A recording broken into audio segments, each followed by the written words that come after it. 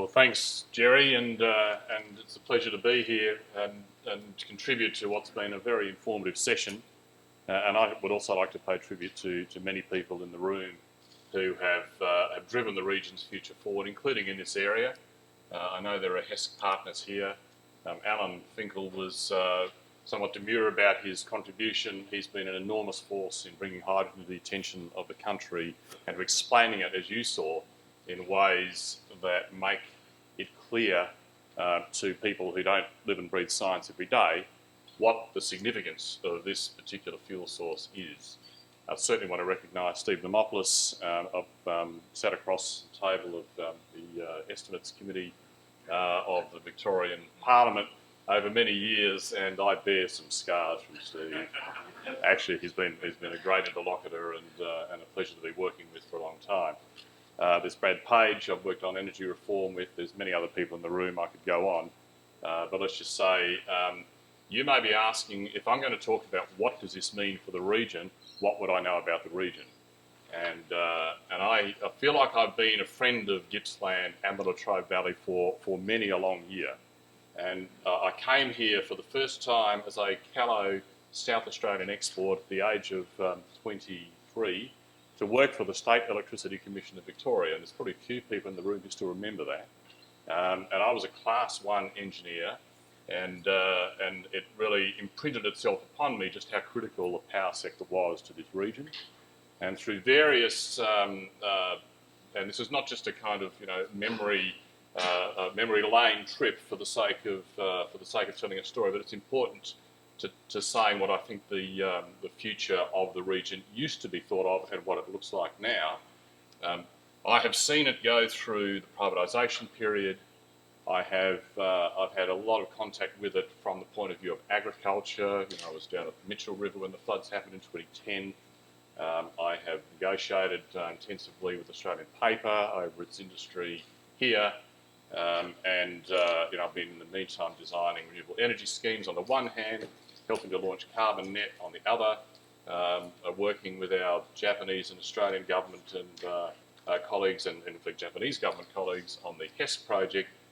So I've seen it from the point of view of the future of coal, from the point of view of the things that might threaten the future of coal. There are very many other industries here, and I would say for most of the time I've been involved with Gippsland, it's all been looking like a negative future. That's fairly honest to say that. I think that the sense has been that there's a lot of downside facing Gippsland over the many years. Well, with hydrogen, I'd say the skies have cleared and the reverse is true.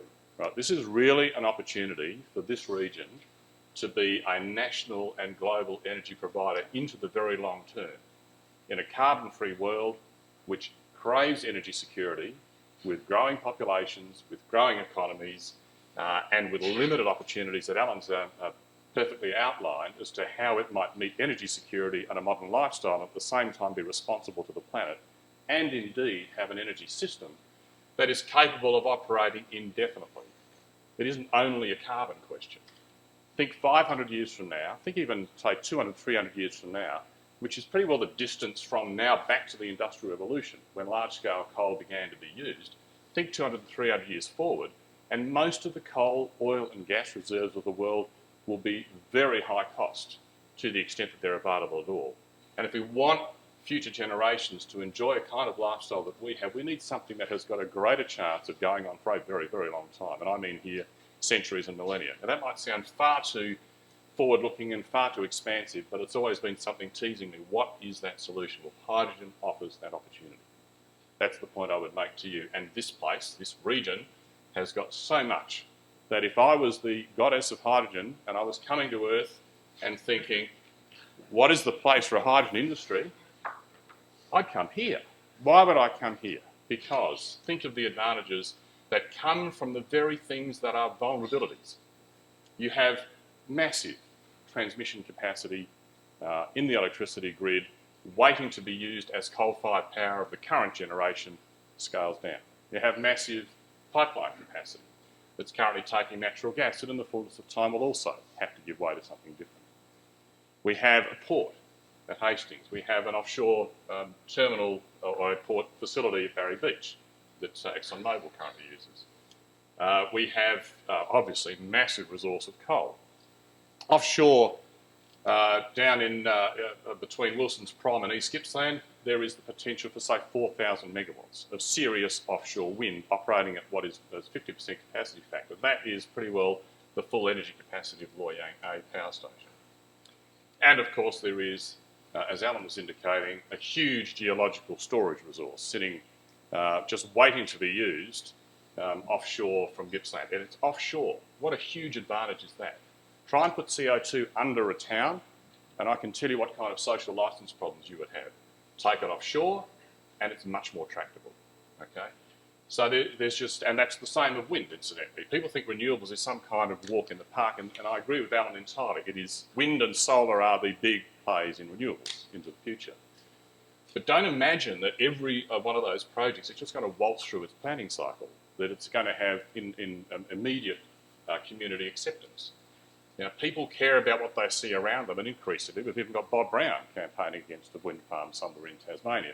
That might be an exceptional situation, and I know from past dealings with Bob that he generally, of course, is very supportive of renewables, but the fact that that's occurred shows that we've got a long process of getting this new infrastructure in place in the right places, and Gippsland just happens to have so many advantages in doing those things and winning people over in the process. So the future for Gippsland under hydrogen is not just how do we possibly rescue an economy from the decline of the power sector, it's how do we grow to meet a national and global imperative. And I'm certainly entirely in the camp that's already been well and truly rehearsed, and again by Alan, that it's not a choice between coal and renewables.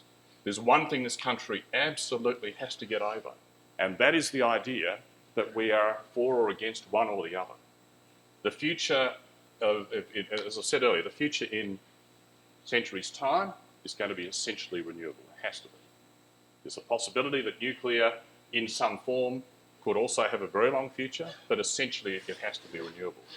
But to get to that future, we need a very long bridge in which fossil energy is going to be absolutely vital to get us there. It's going to be vital because we are going to have to keep the cost of this whole program as we build it up moderate and as low as we can get it. We need the diversification because there's so many risks in putting all of your eggs in one particular basket of hydrogen production. And so don't choose. Choose low carbon. Choose zero carbon. But don't say, oh, gee, I'm in the coal camp or I'm on the renewables camp. And this region particularly should keep both of those options in play and say we want it all.